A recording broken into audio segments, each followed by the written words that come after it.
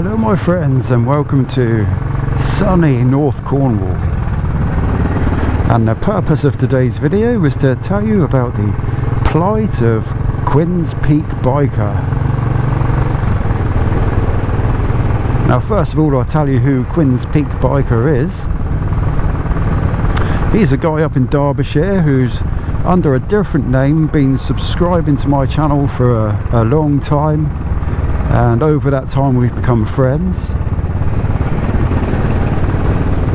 He's just started his own channel, yet to show any videos, although he does have an intro, and he decided to do in two parts Land's End to John O'Groats on his Sim 125. Brave man, I know. So I met him last weekend. Bear in mind, this guy is still on L plates. He hasn't yet passed his test. He rode down on the Friday from Derbyshire on a 14-hour trip, and he stayed just outside Launceston, and then I met him on the Saturday morning at Tesco's. Now we were a bit restricted for time, a bit of a late start,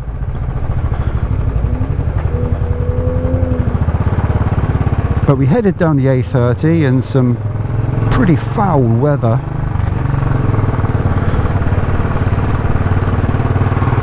And we made it to Land's End,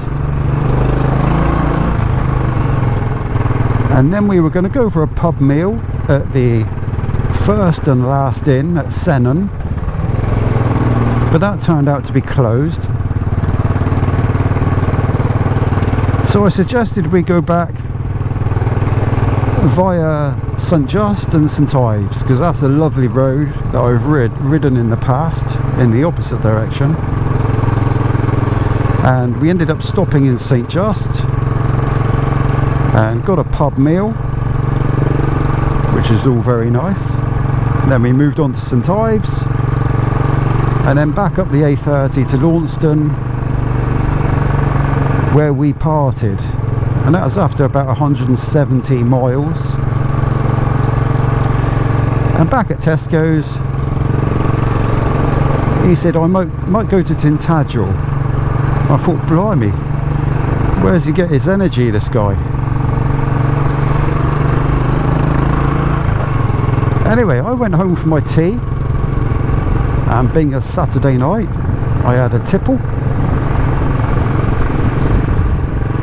Told him to send me some photos from Tintagel, which he did. Nice. And then about 10 o'clock I got a message from him: I've broken down.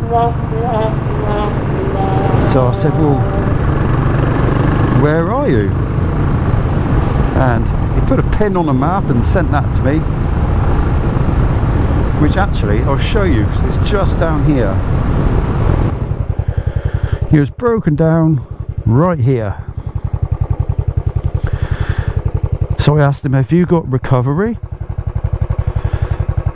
And he said yes, but they can't pick me up until tomorrow afternoon.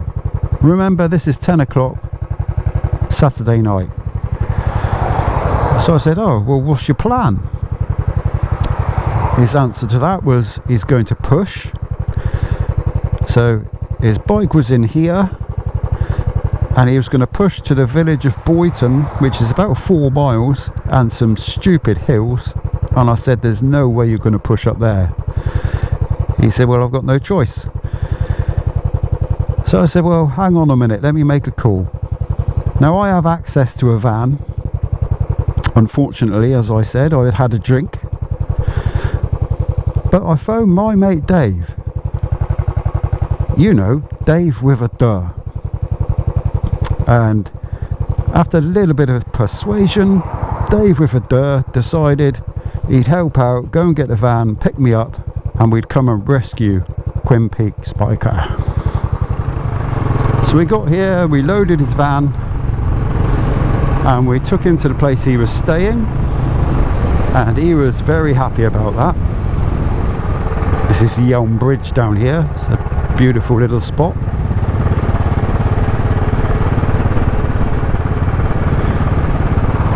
Yeah, so we got him back to his digs. Unfortunately, there was no quick fix for the bike. It was only a snapped throttle cable, nothing major, but he couldn't get the bit, he couldn't get the parts, so the recovery was picking him up the next day. Now, although he ticked 2 of his boxes, one being getting to Land's End and the second one visiting Tintagel, the following day he was supposed to be meeting Exeter Rider and Western Super Motovlog and Epic Adam. In fact, he was meeting Western Super Motovlog on the Monday. He had to cancel all that and book a train ticket from Liscard to Derby and a taxi to get him from where he is staying out here to Liscard. Well, I think the taxi was booked for something like 8:30. It didn't show, so he made some phone calls, still nothing, and in the end, with about an hour to go, the farmer that he was boarding with took him to the station in his own car. What a nice chap. That's from Dorset Farm out near Boyton. Now, on his train ride home, it stops in Exeter,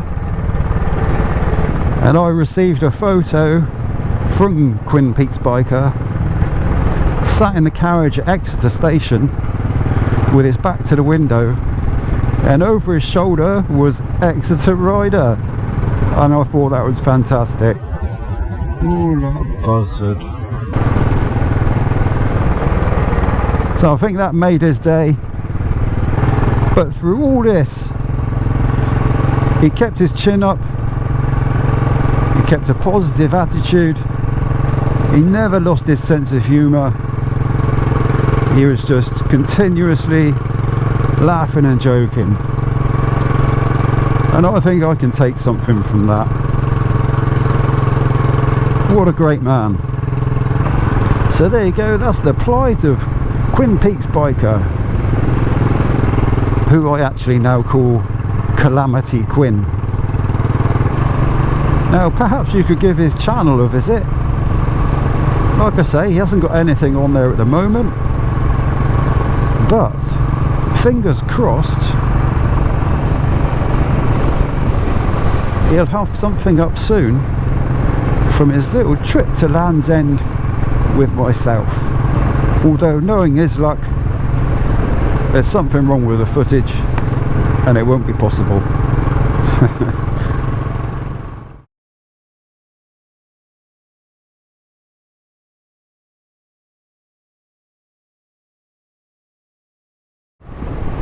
Now, I've just been out to Dorset Farm because he insisted on leaving me a gift, and I'm not going to tell you what that gift is, but I'm sincerely touched. It's something that I know would have meant an awful lot to him. So if you do happen to be watching, Quinn Peaks Biker, my friend, thank you ever so much. You really shouldn't have. I said I didn't help you out for anything in return. It's what bikers do, I'm sure you'll all agree. If you have the means to help a brother out, you do it. I hope I didn't bore you with that story. I think we'll leave it there. Thank you very much for watching, and until next time, take care. Ciao for now. Bye bye. We'll ride the roads together, just you and me.